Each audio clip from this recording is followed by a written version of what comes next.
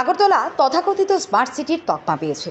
সেদিকে লক্ষ্য রেখে রাজ্য সরকার বারের পর এবার নাইট ক্লাবেরও পারমিশন দিল শহরকে স্মার্ট করতে। আর এই ঘটনা জানাজানি হতেই বড় ধরনের প্রশ্ন উঠেছে জনমনে, তাও আবার রবীন্দ্র ভবন সংলগ্ন এলাকায়, যেই এলাকা রাজ্যের সংস্কৃতির ধারক ও বাহক হিসেবে পরিচিত। রোজভ্যালি চিটফান্ডের তৈরি করা বিল্ডিং দখল নিয়েছে রাজ্য সরকার। সেই বিল্ডিংয়ে রয়েছে সরকারের একাধিক অফিস। সেই দখলকৃত বাড়ি ভাড়া নিয়ে সেখানে উদ্বোধন হলো হ্যাপিয়েস্ট আওয়ার নামক একটি নাইট ক্লাবের। রাজ্যের মানুষের টাকা নিয়েই রোজভ্যালি এই বাড়িটি তৈরি করেছিল। রাজ্য সরকার ঘোষণা করেছিল রোজভ্যালির বিভিন্ন সম্পত্তি বিক্রি করে আমানতকারীদের টাকা ফেরত দেওয়া হবে। সেই জায়গায় এই বাড়িটি কিভাবে রাজ্য সরকার একটি নাইট ক্লাবকে ভাড়া দিল, প্রশ্ন উঠেছে তা নিয়ে। পাশাপাশি প্রথম রাতেই উচ্ছৃঙ্খল যুবকদের আচরণে ডাকতে হলো পুলিশ।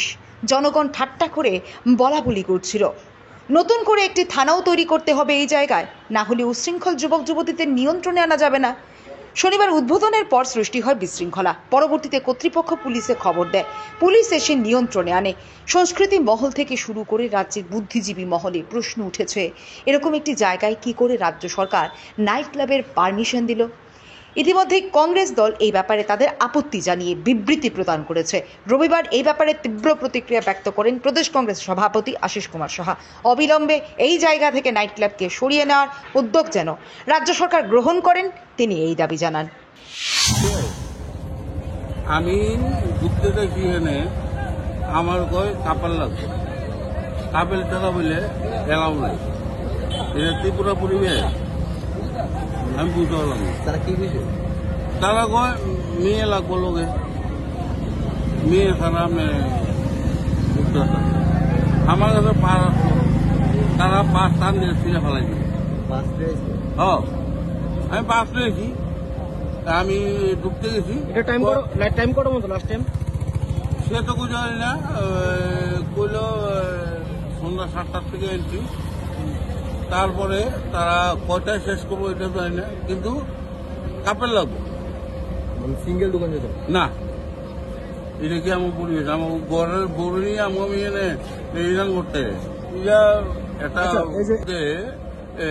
রোজভ্যালি একটা বিল্ডিং ছিল, এটার মধ্যে সরকার কিভাবে পারমিশন দিল এটা আমরা বুঝতে পারলাম না। যাই হোক সরকার কি বুঝা দিছে কি আসবে আমি জানি না, কিন্তু আমি পাস নিয়েছি, আমার পাশে কইছে তারা যে আপনি কাপেল লয়ে যাব। আরে আমি একটা বয়স্ক লোক, আমি পাস পাইছি, আমি ঢুকতে আইছি, আমার কাপেল লয়ে যাব, আমি ঘরের বউ নিয়ে আমু রবীন্দ্র ভবন একটা সংস্কৃতির কালচার, এখানে যখন মানে এই ধরনের মানে একটা পাপ মানে মদের আসর বা ডান্স গান, আমি একটা সেকেন্ড আমার দেখতে তো আমি দেখি এখানে কি, আমি এখানে লোকাল, আমার বাড়ি এখানে এইভাবে একটা কিভাবে দিল তারা।